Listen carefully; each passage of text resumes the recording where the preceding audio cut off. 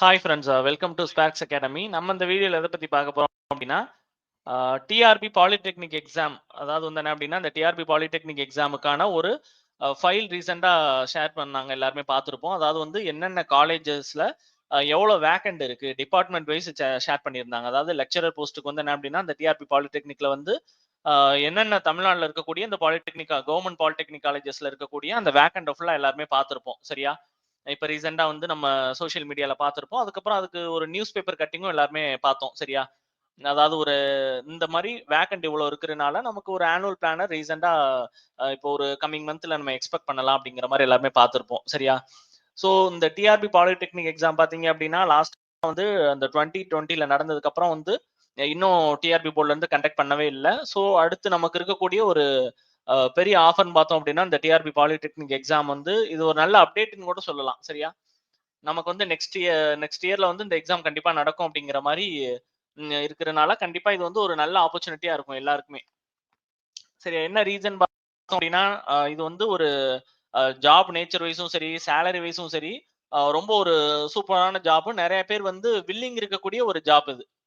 சரியா? இந்த எக்ஸாமுக்கு வந்து நெறைய பேர் என்ன பண்ணுவாங்க அப்படின்னா, காம்படிட் பண்ணுவாங்க. ஸோ இந்த பர்ட்டிகுலர் வீடியோல வந்து இதுக்கான அந்த ஒரு ப்ரிப்பரேஷன் ஸ்ட்ராட்டஜி, இத எப்படி நம்ம அப்ரோச் பண்றது, இந்த எக்ஸாம எப்படி மூவ் பண்ணி நம்ம கிராக் பண்றது அப்படிங்கிறத தான் பார்க்க போறோம். சரியா? ஸோ இது வந்து கண்டிப்பா வந்து யாருக்கெல்லாம் ரொம்ப சூட்டபிளா இருக்கும் அப்படின்னு பார்த்தோம் அப்படின்னா, பிகினர்ஸா இருக்கக்கூடியவங்க, அதே மாதிரி ஹவுஸ் ஒய்ஃபா இருக்கக்கூடியவங்க, ஒர்க்கிங் பர்சன்ஸ் எல்லாருக்குமே ரொம்ப சூட்டபிளா இருக்கும். சரியா? ஸோ வீடியோ ஸ்கிப் பண்ணாம ஃபுல்லா எண்ட் வரை பாருங்க.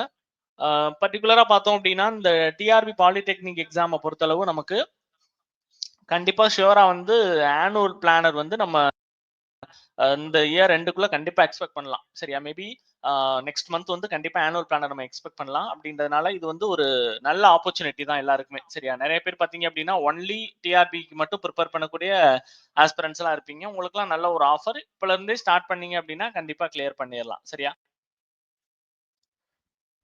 பார்த்தீங்க அப்படின்னா, இந்த வீடியோல பர்ட்டிகுலரா நம்ம எதை பத்தி பார்க்க போறோம் அப்படின்னா, இந்த எக்ஸாமோட ஸ்கீம் என்ன? சரியா? இதுக்கு வந்து அதாவது ஸ்கீம் மீன்ஸ் என்ன அப்படின்னா, இதுக்கு என்ன டைப் ஆஃப் அந்த இது வந்து நம்ம எழுதணும். என்னென்ன பேப்பர்ஸ் நம்ம எழுதணும் அப்படிங்கிற மாரி, அதாவது என்ன சிலபஸ் இருக்கும் அப்படிங்கிற மாரி. தட் மீன்ஸ் என்ன அப்படின்னா, பேட்டர்ன் சிம்பிளா சொல்லப்போனோம் அப்படின்னு. அதுக்கப்புறம் பார்த்தோம் அப்படின்னா, இதுக்கான சிலபஸ் என்ன? லாஸ்ட் இயர் இதோட அந்த வெயிட்டேஜ் வந்து என்ன இருந்துச்சு? அதுக்கப்புறம் வெயிட்டேஜ் வந்து நம்ம வந்து அந்த டிவிஷன் வந்து என்ன அப்படின்னா, வெயிட்டேஜ பேஸ் பண்ணி டிவைட் பண்ணி குடுத்துருக்கோம்.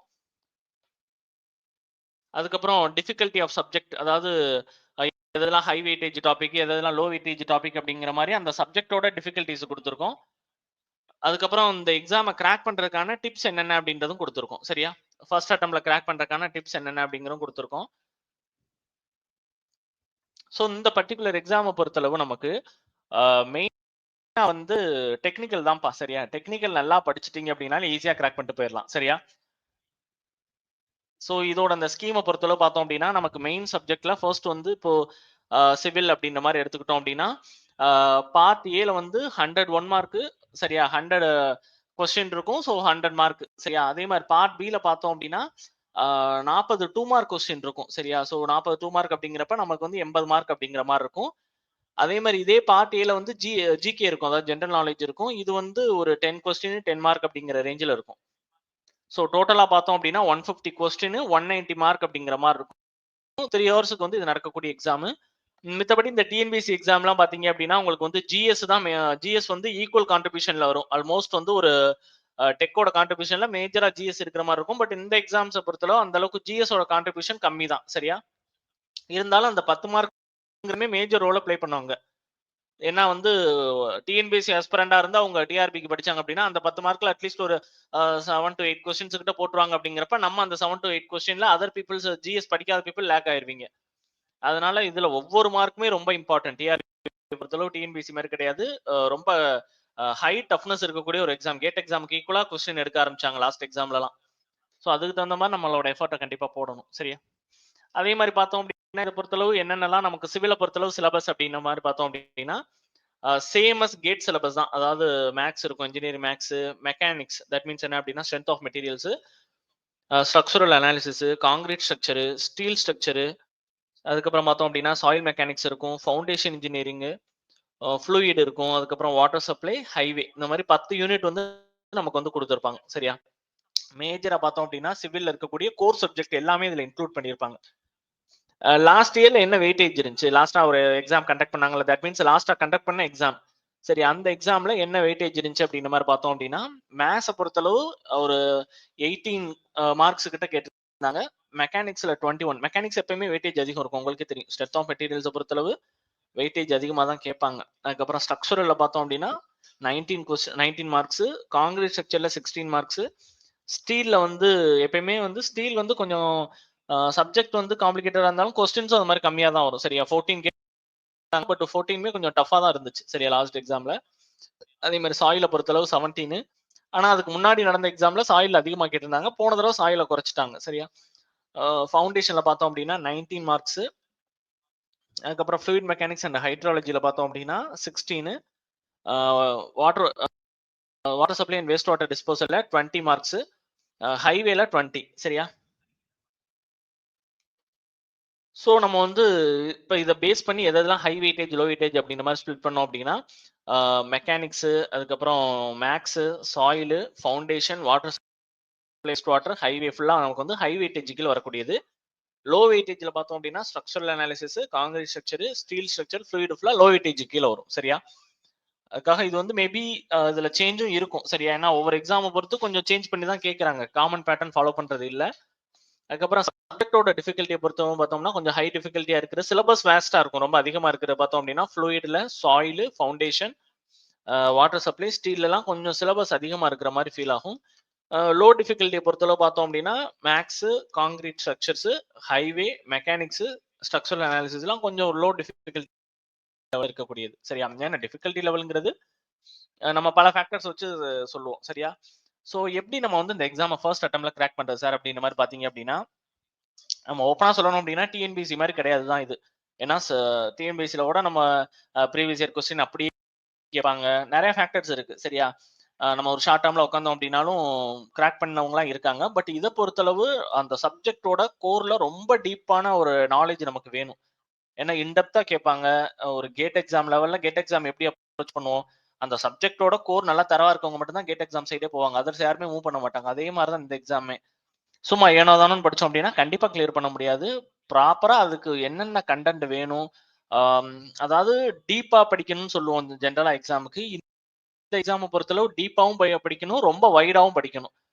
சரியா? நம்மள்ட்ட இருக்க நோட்ஸ் வந்து இன்சஃபிஷியன்ட்டா இருக்கிற மாரி ஆயிறக்கூடாது. லாஸ்ட்டா நடந்த எக்ஸாம்லாம் பார்த்தீங்கன்னா, நெறைய கன்டென்ட் அவுட் ஆஃப்ல இருந்து வந்த மாரி இருந்துச்சு. தட் மீன்ஸ் என்ன அப்டின்னா, நம்மளோட நோட்ஸ் இன்சஃபிஷியன்ட்டா இருந்திருக்கு அப்டின்ற மாரி அர்த்தம். சரியா? ஸோ நல்ல வைடான சிலபஸ நீங்க வந்து அந்த சிலபஸ் வந்து ரொம்ப எலாபரேட்டடா படிக்கணும். ரொம்ப டீப்பாவும் படிச்சீங்க அப்டின்னா தான் அந்த எக்ஸாம கிராக் பண்ண முடியும். அதே மாரி சில எக்ஸாம்ஸ்ல சொல்லுவாங்க, ஒன்லி ப்ராப்ளமேட்ரிக் ஓரியன்டடா போங்க. இல்ல ஒன்லி தியரி ஓரியன்டடா போங்க. டிஎன்பிஎஸ்சி பொறுத்தளவு அந்த அளவுக்கு ப்ராப்ளம்ஸ் வராது. சரி, அதனால ஒன்லி வந்து அந்த டேட்டாஸ், தியரிட்டிக்கல் கொஸ்டின்ஸ் பாருங்கன்னுவாங்க. இத பொறுத்தளவு 2மே கேட்பாரு. 2மே இம்பார்ட்டன்ட். டேட்டாஸும் இம்பார்ட்டன்ட், ப்ராப்ளம்ஸும் இம்பார்ட்டன்ட், தியரிட்டிக்கல் கான்செப்ட்களும் இம்பார்ட்டன்ட். சரியா? ஸோ எல்லா பாயிண்ட் ஆஃப் வியூலயுமே அப்ரோச் பண்ணா மட்டும் தான் அந்த எக்ஸாம் கிராக் பண்ண முடியும். சரியா? அ எல்லா விதத்திலயுமே நம்ம அப்ரோச் பண்ணணும். சரியா? ஸோ இத பொறுத்தளவு பார்த்தோம் அப்டின்னா, அந்த ஃபண்டமெண்டலா எந்த அளவுக்கு ஈச் அண்ட் எவ்ரி டாபிக் ஸ்ட்ராங்கா இருக்குமோ, அதுதான் நம்மளுக்கு வந்து அங்க மார்க்க ஸ்கோர் பண்ணக்கூடியது. ஸ்டாண்டர்டா நெறைய டெஸ்ட் அட்டெண்ட் பண்ணி பாருங்க. சரி, ஈச் அண்ட் எவ்ரி டாபிக்குக்கு. எல்லா ப்ரீவியஸ் இயர் கொஸ்டின் வந்து கண்டிப்பா சால்வ் பண்ணி பார்த்திருக்கணும். ஏன்னா, அதே கொஸ்டின் வரும்னு சொல்ல முடியாது. பட் அந்த மாடல்ல நெறைய கொஸ்டின் வரலாம். இல்ல அத பேஸ் பண்ண ஃபார்முலாஸ் ரிலேட்டடா வரலாம். சரியா? பட் டிஎன்பிஎஸ்சி பொறுத்தவரை நம்ம அஷ்யூரன்ஸ் குடுக்கலாம். ப்ரீவியஸ் இயர் கொஸ்டின்ல இருந்து ஒரு குறிப்பிட்ட பெர்சன்டேஜ் கேட்பாங்க அப்டின்ற மாரி. இத பொறுத்தளவு அந்த மாரி சொல்ல முடியாது. அதே மாரி ஒவ்வொரு சப்ஜெக்ட்டுக்கும் நம்ம நோட் மேக்கிங் இந்த டிஆர்பி பொறுத்தளவு பண்ணியே ஆகணும். சரியா? ஒவ்வொரு டாபிக்குமே நம்ம பண்ணி ஆகணும். அதே மாரி நெறைய ஃபுல் டெஸ்ட் அட்டெண்ட் பண்ணி பார்த்துக்கிட்டே இருக்கணும். ஏன்னா சிலபஸ் ரொம்ப அதிகமா இருக்கனால ஃபுல் டெஸ்ட் எந்த அளவுக்கு போடுறீங்களோ, அதான் நமக்கு வந்து கை குடுக்கும் பின்னாடி. சரியா? எல்லா யூனிட்டுக்குமே ஃபுல் டெஸ்ட் அட்டெண்ட் பண்ணணும்.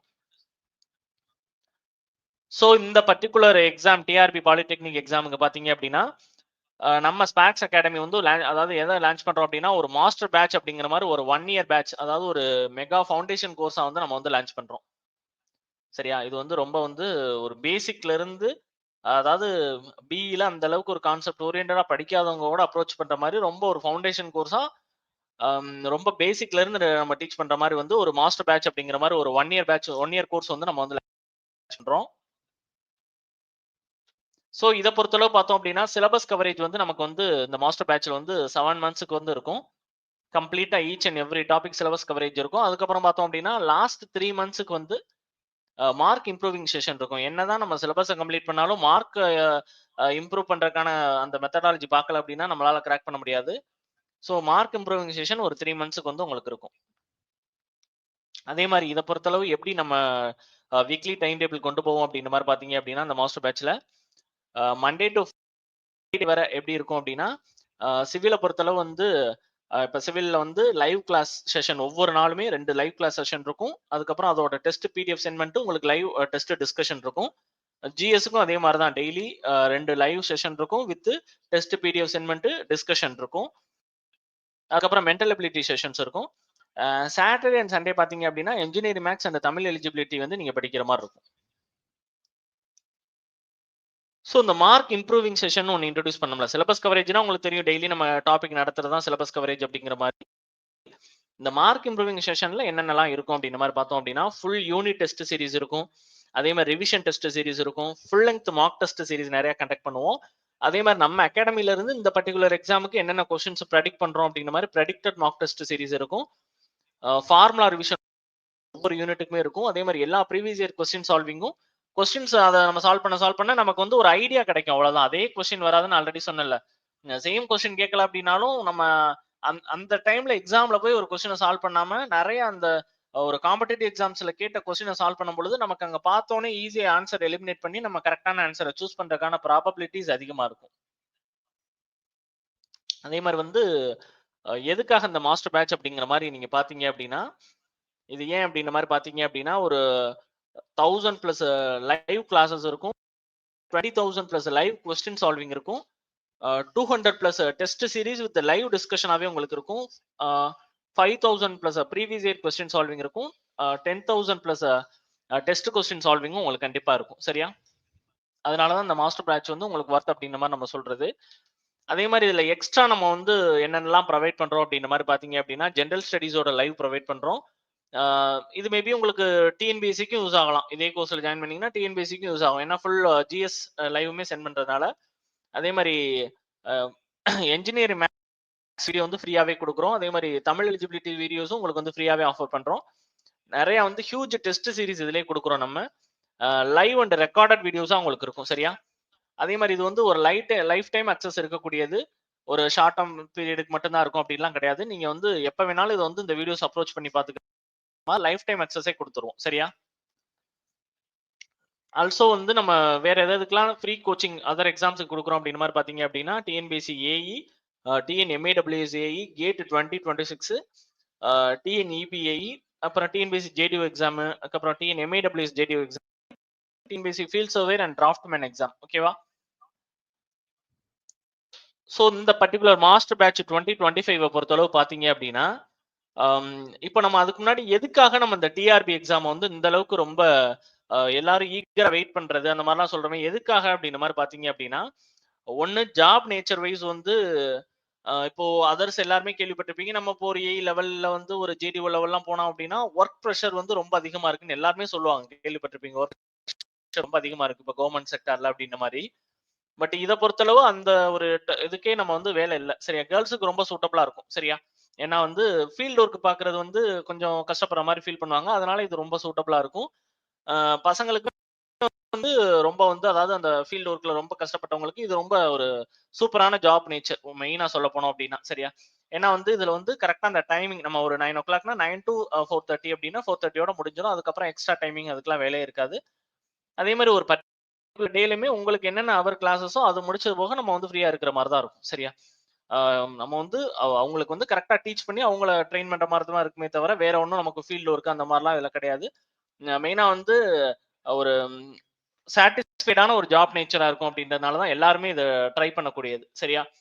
அதே மாதிரி சேலரி வைஸ்மே பாத்தீங்க அப்படின்னா பேக்கேஜ்மே 1 மந்த்துக்கு பார்த்தோம் அப்படின்னா அரௌண்ட் 80,000 கிட்ட சேலரி கிடைக்கும். 1 இயருக்கு வந்து ஒரு 10 லேக் கிட்ட சேலரி நம்ம கண்டிப்பா கையில எடுத்துடலாம். அதே மாதிரி பார்த்தோம் அப்படின்னா அதுக்கப்புறம் பே கமிஷன்ஸ் நிறைய ஒரு 30 இயர்ஸ் இதுலயே ஒர்க் பண்ணீங்க அப்படின்னா அரௌண்ட் வந்து ஒரு 10 crore கிட்ட நீங்க வந்து இதுல வந்து எடுக்கிற மாதிரியான வாய்ப்புகள் அதிகமா இருக்கும். சரியா? ஸோ ஜாப் நேச்சர் வைஸும் சரி, சேலரி வைஸும் சரி, சரியா ரொம்ப வந்து ஒரு சூப்பரான ஜாப் டிஆர்பி அப்படிங்கிறனால தான் இது வந்து அதுக்காக நம்ம ஈஸியான எக்ஸாம் அப்படின்னு சொல்லிட முடியாது. உண்மையிலேயே நம்ம இருக்கக்கூடிய இந்த சிவில்ல நான் இப்ப முன்னாடி சொன்னேன்ல எக்ஸாம் ஒரு 6 எக்ஸாம் நம்ம காமிச்சிருந்தோம். இந்த எக்ஸாம்ஸ்ல பார்த்தோம் அப்படின்னா, இந்த 7 எக்ஸாம்ஸ்ல கம்பேர் பண்ணும்போது இந்த கேட் இந்த டிஆர்பிங்கிறது ரொம்ப ஒரு டஃப் லெவல்ல இருக்கக்கூடிய ஒரு எக்ஸாம் தான். ஹை டிஃபிகல்டி லெவல்ல இருக்கக்கூடிய ஒரு எக்ஸாம் தான். பட் இத நம்ம கிராக் பண்ணோம் அப்படின்னா நெறைய பெனிஃபிட்ஸ் நமக்கு இருக்கு. சரியா? நம்ம அதுக்காக இது ஈஸியான எக்ஸாம். நம்ம வந்து ஒரு ஷார்ட் டெர்ம் பீரியட்ல படிச்சு கிளியர் பண்ணிடலாம் அப்படின்னு சொல்ல முடியாது. ஒரு 1 மந்த்ல படிச்சு கிளியர் பண்ணிடலாம், 2 மந்த்ல படிச்சு கிளியர் பண்ணிடலாம் அப்படின்லாம் சொல்ல மாட்டோம். அஷூரன்ஸ் அது யாருமே குடுக்க முடியாது. இதுக்கு உள்ள எஃபோர்ட்ட நீங்க போட்டு ஃபுல்லா சிலபஸ கம்ப்ளீட்டா டே பை டே படிச்சு, ஃபுல்லா டெஸ்ட் எழுதி பார்த்து நல்லா பிராக்டிஸ்ல இருந்தீங்கன்னா கிளியர் பண்ணிரலாம். சரியா? ஏன்னா ஜாப் நேச்சர பொறுத்து தான் வந்து அவங்களோட டிஃபிகல்டி லெவலுமே வைக்கிறாங்க. சரியா? காம்படிஷனுமே வந்து அதுக்கு தகுந்த மாரி தான் ஹெவியா அதுக்கு இருக்கு. ஸோ நல்லா ப்ரிப்பேர் பண்ணீங்க அப்படின்னா கண்டிப்பா கிளியர் பண்ணிடலாம். ஸோ இத பத்தின உங்களுக்கு எந்த டவுட் இருந்தாலும், அட்மிஷன் ரிலேட்டடா எந்த குவெரீஸ் இருந்தாலும் நம்ம டிஸ்ப்ளேல இருக்கக்கூடிய நம்பர் 9677 11366 கால் பண்ணி இத பத்தின டீடைல்ஸ் கேட்டுக்கலாம். அதே மாரி நம்ம ஒரு சேலஞ்சே பண்றோம். அதாவது வந்து என்ன அப்படின்னா, நீங்க அதர் நம்ம கோர்ஸ் ஃபீச்சர்ஸ கம்பேர் பண்ணி பார்க்கலாம். அதர் அகாடமிஸோட கோர்ஸ் ஃபீச்சர்ஸோட கம்பேர் பண்ணி பார்க்கலாம். ஆல்சோ அந்த டெஸ்ட் சீரிஸ் நம்மளோட லோயஸ்ட் பிரைசிங் வந்து நீங்க அதர் அகாடமிஸோட கம்பேர் பண்ணியே பார்த்துட்டு கூட நீங்க வந்து இத பத்தின ஒரு டீடைல்ஸ் வந்து நீங்க கேட்டு நீங்க ஜாயின் பண்ணலாம். சரி, இது ஓப்பன் சேலஞ்சாவே நம்ம வந்து குடுக்குறோம். சரியா? அதே மாரி நம்மளோட ஒன்லி கான்டாக்ட் நம்பர் பார்த்தீங்க அப்படின்னா 9677 11366 அப்படிங்கிற மாரி இருக்கும். நம்மளோட அகாடமி பார்த்தீங்க அப்படின்னா 1813 பிளஸ் பாசிட்டிவ் ரிவ்யூஸோட இருக்கக்கூடிய ஒரு டெக்னிக்கல் அகாடமி. இது வந்து இந்த டிஎன்எம்ஏடபிள்யூஎஸ் எக்ஸாம் கிளியர் பண்ண சிவி கிளியர் ஆன ஸ்டூடண்ட்ஸோட அந்த பார்ட் 1 ரிசல்ட். ஒண்ணும் இல்ல. அத 3 பார்ட்டா பிரிச்சு குடுத்துருக்கோம் அவ்வளவுதான். இது ஒண்ணும் இல்ல. சோ இது வந்து பார்ட் 2 ரிசல்ட்.